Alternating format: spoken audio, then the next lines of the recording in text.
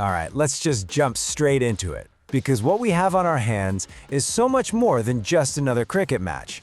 This is a battle for dominance, a true clash of undefeated titans, and it is absolutely going to be electric. And yeah, that quote pretty much hits the nail on the head. This is not a simple game of bat and ball. Think of it more like two freight trains, both at full speed on the exact same track. They are about to collide, and the result is going to send shockwaves through this entire tournament. I mean, just look at that. Sheer perfection. Both teams are sitting at 5-0. Both of them have basically bulldozed every single team that's gotten in their way. So let's be clear, this isn't just another group game, folks. This is a semifinal before the actual semifinal. The winner here gets a massive leg up, while the loser, well, they're suddenly feeling all of the pressure. So here's how we're going to break down this monumental clash. First, we'll look at the battlefield itself, the pitch. Then we'll dive deep into both teams, their strengths, their weaknesses. After that, we'll look at the key one-on-one battles that'll likely decide this thing. And finally, we'll get to the big one, the final prediction. Okay, first things first, let's talk about the stage for this epic showdown, the Narendra Modi Stadium. And you gotta understand, this isn't just some pretty backdrop. The conditions here could very well pick the winner. So let's really get into the tactical side of this. It's a black soil pitch, and that means one thing: the ball is gonna grip. With a dry, hot afternoon start, you can forget about dew. That ball is gonna get scuffed up, and you know what that means? Reverse swing could become a huge factor later in the innings. Plus, those boundaries are massive. A mishit isn't clearing the rope here. You don't just need power, you need precision.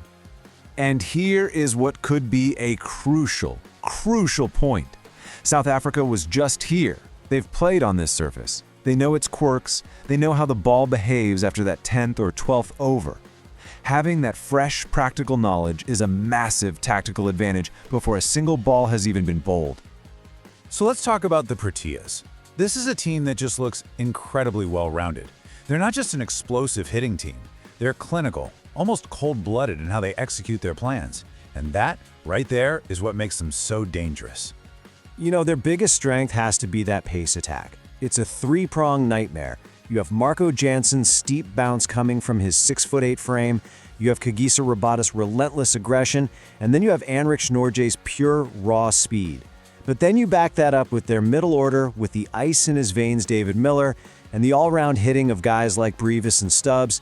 That's what makes them a truly complete team. Just think about that number for a second: 150 kilometers per hour. Now, on a pitch that's already gripping and might offer some uneven bounce, that kind of pace isn't just fast, it's genuinely intimidating for any batter in the world. But hey, they're not invincible. Their spin attack, led by the very reliable Keshav Maharaj, is, well, it's reliable. But it doesn't have that bit of mystery, that ability to just tear through a batting lineup. If West Indies can somehow survive the early pace storm and go after the spin, they might find a way into this game. And their top order has shown a few cracks. If you can get a couple of early wickets, that powerful middle order is suddenly under a whole lot of pressure.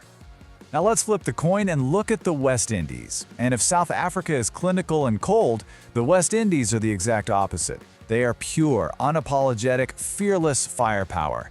Their strategy is pretty simple: all-out attack. And you just can't argue with their strength. They just put up 254 runs. That number tells you everything you need to know about their aggressive philosophy.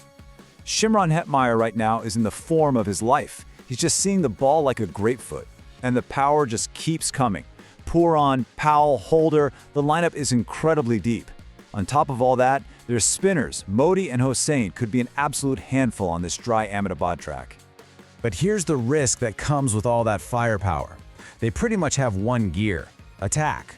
Now, what happens if this pitch demands a little bit of patience, a little bit of rebuilding? Can they adjust, or will they just try to hit their way out of trouble? Also, their bowling at the death has been a bit inconsistent, and against world-class finishers like David Miller, you miss your Yorker by an inch, and that ball is sailing over the rope. Okay, this is what I love. This brings us right to the heart of the contest, the game within the game. These individual battles are where this match will be won or lost.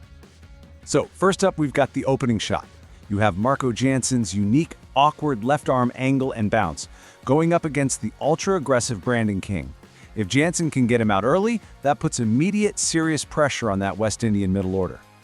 And now, for what I think is the main event, Rabada versus Hetmyer. You've got pure pace and aggression going up against raw power and a guy in red-hot form. This is pure theater.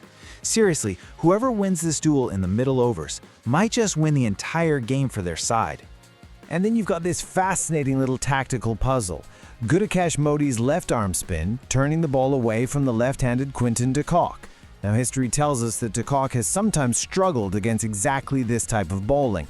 You can bet this is a matchup the West Indies are looking to exploit. So after breaking it all down, the conditions, the teams, the key matchups, it all comes down to this one single thing. In this absolute collision of giants, who's got the edge? This is the question everyone wants the answer to, right? In a game this tight between two teams that haven't lost, where does the advantage actually lie? You know, we're giving the slight, and I mean slight, edge to South Africa. I think it's going to be an absolute thriller, probably goes down to the last over, but the Proteas just seem to have a few more things lining up in their favor for this specific contest. So why South Africa?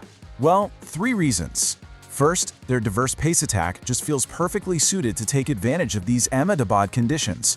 Second, this team has shown a new level of discipline, a mental toughness that's been the backbone of their unbeaten run. And third, their fielding is world-class. In a high-stakes game like this, saving 10 or 15 runs in the field, that can be the difference between winning and losing.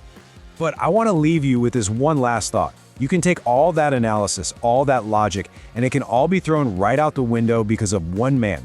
If Shimron Hetmyer gets settled, if he gets going for 60-plus runs, he can flip this game on its head in a matter of a few overs. And that right there, that X factor is what makes this matchup so unbelievably compelling.